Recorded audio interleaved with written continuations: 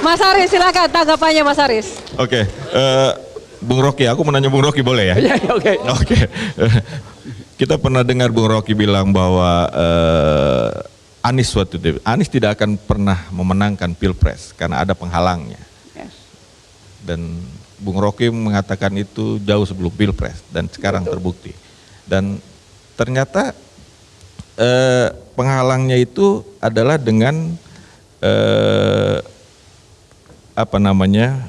mengurangi suara 03 untuk menghalangi Anies. Apakah seperti itu? Enggak begitu. Saya kasih kuliah di Melbourne.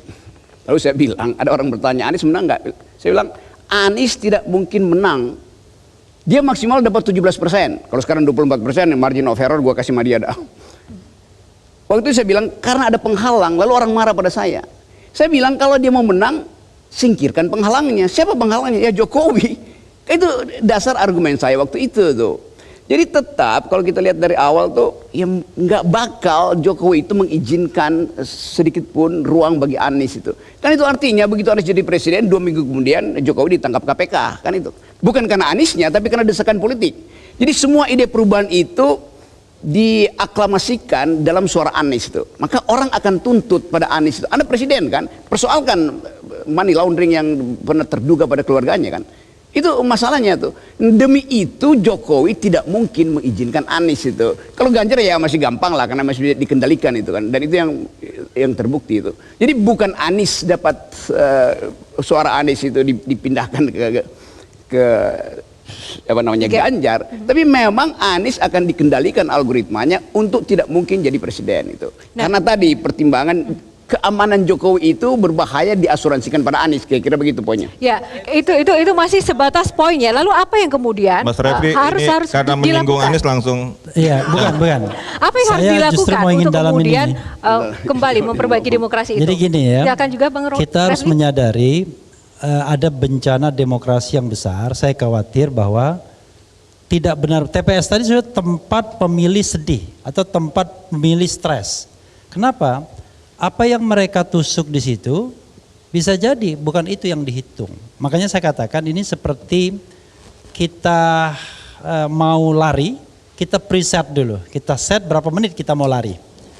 Jadi walaupun misalnya nanti kita butuh lebih banyak waktu, tapi kita harus di set duluan. Maka saya katakan tadi dalam ada press conference, angka 56%, 57% bisa jadi angka psikologis. Karena kalau 51, 52 terlalu dekat dengan kemungkinan masih bisa diturunkan ke 49 karena 2 putaran itu artinya. Nah angka itu angka yang paling safe. Persoalannya adalah dari mana angka itu diperoleh. Nah, this is the question. Kalau kita kemudian bisa ngomong apa adanya, maka kita enak, ada ruang demokrasi untuk mengatakan itu semua. Kalau ini kan tidak. Ruang demokrasinya makin dipersempit dengan satu, ujaran kebencian yang berbau sara. Kedua, menyebarkan berita bohong. Maka siapapun yang akan ngomong sebenar-sebenarnya terhadap kecurangan pemilu ini, dan kalau itu menyinggung, katakanlah sebuah institusi yang terkait dengan proses penegakan hukum dan lain sebagainya, maka kemudian institusi itu bisa menggerakkan kekuasaan. Anda sudah merasakan ada ketakutan dan ada ancaman kebebasan berpendapat? Aiman Wicaksono, ada batu bara dan lain sebagainya. Jadi ketika Anda ngomong soal itu, wah itu Anda susah. Nah karena itu perjuangkan. Kecurangan kita harus lawan, tapi apakah masih tersisa demokrasi ruang untuk berpendapat mengemukakan kecurangan itu sejelas-jelasnya? Oke, Pak Mardiono silakan Pak. Ya, tentu.